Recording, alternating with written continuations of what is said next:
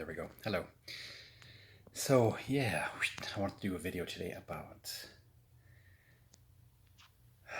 how to find or how do we keep and retain some kind of happiness in the passing world. I was thinking about that today as having deep existential thoughts. I think I'm going through another existential crisis when, you get to a new level of insight and it just provokes more thoughts and more searching. And I believe what it comes down to is realizing that you can't find complete happiness in nothingness. It doesn't exist. And I think when Buddhism, or to coin a term, gets taken to an extreme, that's what it seems to be preaching, finding happiness in nothingness. Well, you can't really be happy with necessarily nothing at all. But nor can we be happy with something if the some things are always changing, they're always in flux, they're always undergoing, being altered. They're temporary and they pass. So if we look at it like an ocean or I don't know, a body of water for a metaphor or analogy or something, how do we ride these waves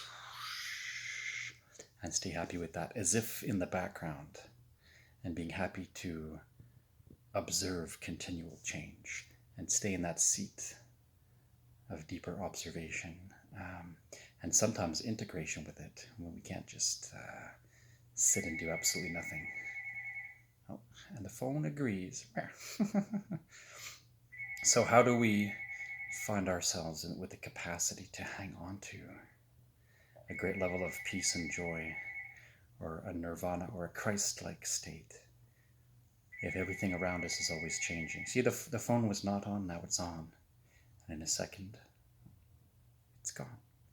This is just like anything. So that was a good example from the universe. Because I found myself lately with this kind of dilemma. I say to myself, I could maybe do any job I almost wanted if I didn't have, degree pending or not. Or I could go out and have an adventure and do this and that and the other. But to me, it all seems so empty in a way, in the sense of I personally don't need to do it because I can live through it in my mind in a accelerated format, if you will, and go, yeah, okay, so I've already done it somehow. So I'm trying to observe the world passing by and be in a contented state and say to myself beforehand, as if preemptively, if I'm going to go do something, right? If any one of us are going to go do something, go to work, go out and do an actions, whatever it might be, anything whatsoever that comes to mind. Watch a movie, play a game, go canoeing, bike ride, whatever the heck, go shopping, whatever it might be. If we're going to do something, realize that we already know that it's just a fix. It's a fast happening that's over with in a short matter of time. And our day-to-day, we're doing this like donating our energy, our fears, feeding something, looking for some satisfaction. I was thinking about that today, how we get distracted in survival and sometimes find survival in distractions. And maybe we're kind of looking for some sort of middle ground to that, or being satisfied with being deeply self-possessed inside and not really being all that concerned with how should we say that? Being concerned with having certain things be dependent upon any external factors. But we cannot just live completely internally either. I mean, we're not really here for that. So the universe seems to suggest, from all the greatest teachers and all the deeper esoteric wisdom, that the universe exhales us and inhales us back in when we are ready, when we choose it, when we go, oh, that is me. I am the source. And kind of taking ourselves all the way back into the prime state or pure being state. To give it a name, I can't think of a better name than you guys. I have no idea. It's the source. It's God. I don't. It is that, and it's all of that, and I don't know, more than that, better than that, less than that in words. I mean, I don't know. So, how do we enjoy the day to day when we've come to this state? Because that's where I find myself of late, to the state where I'm certainly not going to say self-mastery. I haven't got it yet, but I mean to the state where I'm not really concerned with living a life here in the sense of like I feel personally, and maybe a lot of you do, like I don't really feel that I need to do so much or accomplish so much. It's already been done, or I'm able to live it through my mind without even having to do it in an external sense, actualize it in the form of actions. Or I can see other people doing it and I can enjoy it through them. Oh, you're living vicariously through me. Well, yeah. I can live vicariously through 1,000 people at once in my mind if I want to. I can observe something, go, oh, that's cute. I'm happy for you. Without jealousy or attachment, just pure joy from someone else's joy. And sometimes hum and haw and say, oh, maybe I want that too or not. But really, it keeps coming back to where is the breath comfortable? The inhale and the exhale of life in a body, out of a body, into a universe, out of a universe, out of the source, back into the source. And finding ourselves being placated or happy to some degree with not quite nothingness, but certainly not devoting happiness, being dependent upon somethingness, kind of being somewhere in the middle. I don't really know how to term it. Sometimes it's hard to formulate into human dialect or language or words definition what we feel or what we might know, and it's a great knowledge, but it's hard to filter it into a sluggish manner of speech. I don't know. So that's what I'm thinking. The best way is to just find ourselves comfortable in the supreme state that is the grand observer and witness of all things. And it wouldn't really matter if we're acting or not acting. We're just safe to see that. Because the world, anything at all outside of us, anything you see, your own comfortable living room or nature outside, wherever you're at watching this, everything is temporal. It'll be destroyed. It's subject to change.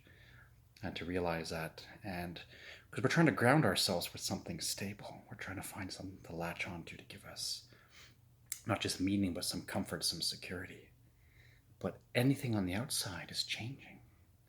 There's always going to be planets available and things and that, but they will always be undergoing change. So the real piece is inside, but it can't be just in a state of nothingness, because then we get bored.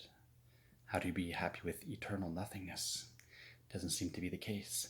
The universe is always recycling itself and creating and destroying and recreating. If the universe was meant to be nothing, then nothing at all would exist. What a boring, dead, stagnant black hole of a dream. I don't know what to call that. Comatose state. But even a coma is better. At least you're dreaming behind the closed eyes, I guess. So how do we find the great happiness in that seat of seats, the crown of crowns, to be one with the God of gods, the source of sources, and observe these things on the outside and be comfortable with it? That takes the intake and the outtake, somethingness, nothingness, and somewhat being happy with that and finding some kind of comfortable way, not to negotiate with it, but I mean a way of residing within that reality, that acknowledgement that that is indeed the case of reality. So when we get to this stage, I guess, we're trying to find a level of endurance and acceptance of it, and then to say with energy or not. Sometimes we get tired, and then another time we're not tired, in and out of phases, in and out of bodies, but to find the great happiness with this reality and say, oh, well, now I want to do something, and now I'm not going to do something. To be or not to be something, nothing, that is the question. So as I'm trying to resolve this and share it with you guys, I think we have some kind of nice conclusion and can say, can we be in that spot and be happy in that spot? Keep that spot. Because it's like we already are that, we already have that, but consciously aware of it, we forget it. So to be comfortable with that, with the background knowledge and front forward knowledge, for lack of terms, that would be a grand achievement indeed. And that's what I'm trying to say for today. All right. I wish you guys peace and joy and happiness in this breath of life. Indeed, they call God the breath of life. Well, that's just it. Inhale, exhale, literally, in every which way, I guess, the breath of life. Let's be happy to be the breath of life. Survival and distractions, distractions and survival. What else are we going to do with eternity? Let's find this nirvana-like state and attain ourselves with it and be self-reliant and happy. And if we can find the right people to live that reality with or something like that, then all the better. All right, guys, that's what I wanted to say. Namaste. And best of well wishing. I wish you supreme enlightenment and joy and peace of mind and peace of heart. That's what I'm trying to say. Ultimately, that's what we're looking for. Peace of mind and peace of heart. Catch you on the flip side and back soon. Ciao.